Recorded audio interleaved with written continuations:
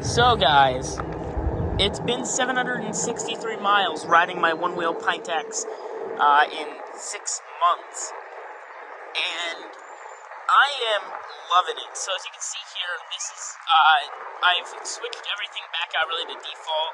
There's no more plates on it or anything. This is just a standard Ford that I just, swapped everything back out on. And I'm actually out riding right now just because it's just so nice out. And it's nice to just be able to go outside and not really have an impact on the planet while I go around on the board, because it's all electric, much better than my old Razor dirt bike, which was electric, but it didn't have as much range or as much performance as this does, and that's why I really love the Pinex. Now, we're at 763 miles. We're super close to around 1,000. So I'm actually going to be making a video while we go around and ride. I'm going to be making, just pointing out some pros and cons, so you guys get a nice little view of the neighborhood, and you guys can see me go around. You can really see what I ride with on a day-to-day basis compared to what somebody else may ride with. And I do ride on the street. There are no sidewalks really. But let's just talk about how I use my board. So usually I ride almost every day, and I'll ride way over 15 miles a day at most. Currently, I'll usually ride around 30 miles a day, especially because it's the summertime, so it's nice to get out. It's a good breeze that hits you while you're riding. And the board is just nimble and fun, even on the streets. It's still unsafe to ride on the streets, but no one says you can't do it. And it's honestly just really fun. You can even see on these streets, I can carve pretty well on these roads, and they're not the nicest roads, but it works. And it's very, very kind of shaky almost while riding on these streets. But, it's fun to go out and ride this board. This is obviously not the top high-end board. I didn't really know at first if I was going to really fall in love with this electric board. I thought it would end up like my Razor dirt bike, which was electric, which I stopped riding for a very long time and recently got back on it due to the fact that electric vehicles have been becoming such a big thing, and electric ride-ons are becoming really foolproof now. And that's what I really wanted from this. You can even see now, even while I'm riding, I've just learned how to ride the Pintex in a way that just works for me.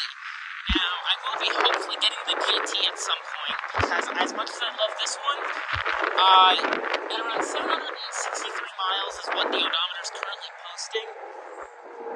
There's some stuff I want to go over and talk about with this Onewheel. The first thing I want to talk about is I did lose the account that originally had all of the original stats from when I first started riding this board on it. It was pretty sad. Eventually I'll get it back, but this board really has, over the time, shaped its way into a high-performance electric vehicle that I ride almost on the daily. I'll go around 30 miles with it. You can even see now, I'm just riding around. I'm going almost top speed. Pushback's kicking in. But I do want to talk about some of the pros of having a Onewheel and the cons of having a Onewheel. So some of the pros to owning a board like this is just it's very easy to plug in and charge, especially if you're someone like me who has Tesla Solar, all through the house. Tesla Solar, our house is carbon neutral in the day. It's nice to have because it's very, very, very easy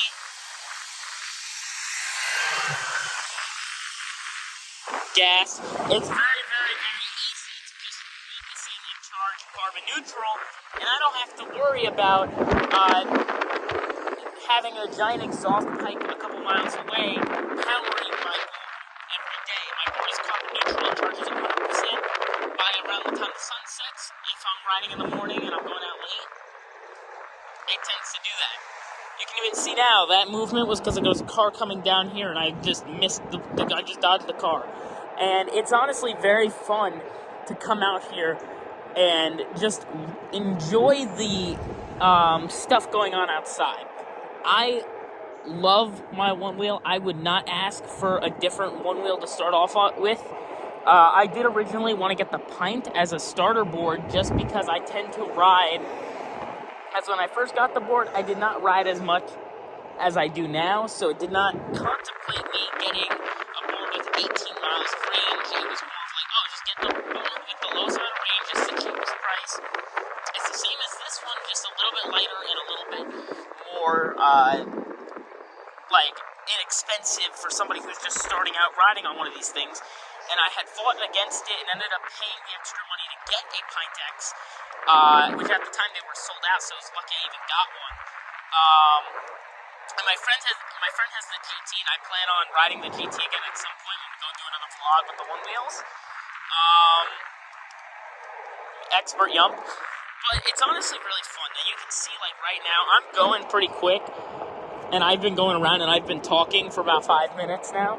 Something about the Onewheel that I just really love about it, that you'll even see, is just how sleek it is, and it just looks good. It's something that you can just step on and go, and you'll even see, like, riding through the neighborhood, it's quiet, so it's not disturbing people. If I'm just going for a normal ride, it's not disturbing anybody, and I can go around the neighborhood and be very nimble with it. And I don't... Ooh, that's metal.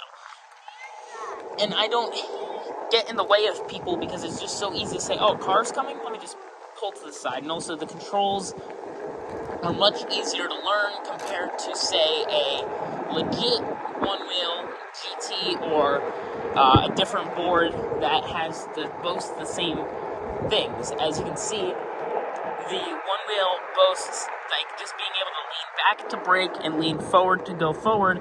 It's something that a lot of other electric ride-on companies don't do. They have knobs and dials and stuff, and it all requires control. While the Onewheel, everything's integrated into this app, and that works really well. Now, obviously, they're not going to add digital shaping anytime soon to the Pintex or the Pine, probably not even ever. It's a flagship feature, which is something that you get when you pay $2,600 for a spec'd-out GT with the fender and the treaded tire. Now, for me, I'll show you right now, I'm going up a hill with a pretty high gradients, and I can still pump the board to the metal, pedal to the metal, basically. And I can accelerate at full performance, and there's still enough ground clearance underneath to be able to go that speed without worrying about nosediving and getting pulled across the ground. It's just something you're able to do, and it's honestly fun. Another thing I like to do is I like to just compete with cars. It's something you don't do often. Riding something like, say, a normal skateboard, you don't have the speed nor the performance. Now, this board, the only problem I have with it currently right now, and I'll stop to show you, is just the build quality. Although it's good, it tends to get a little marked up, as you can see, and I can even show you if I flip my board over. It gets a little marked up. That's normal with wear and tear. I expect for 700 miles, almost 1,000 miles, which exceeds the warranty on this board. It's something that you wouldn't typically do. You wouldn't really push your board to 1,000 miles. You would push it to only when you need to go. Now, I technically go in town, out of town, and I go all around, and I plan on having a big 1,000-mile trip planned out specifically for the Onewheel. Now, I'm going to be riding it solely on the Onewheel.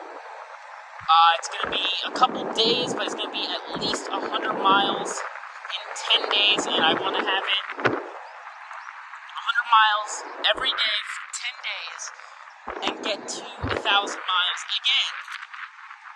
And 100 miles is not easy. That means I have to wake up early, and I have to go and push this board to basically nothing, and then I have to go again and charge with the fast charger, so I have to wait till I can get one of those, because the time that it takes to charge the XR battery with the Pinex is insanely long, and it's honestly something you don't want to, have to deal with, is charging this board for a very, very long time.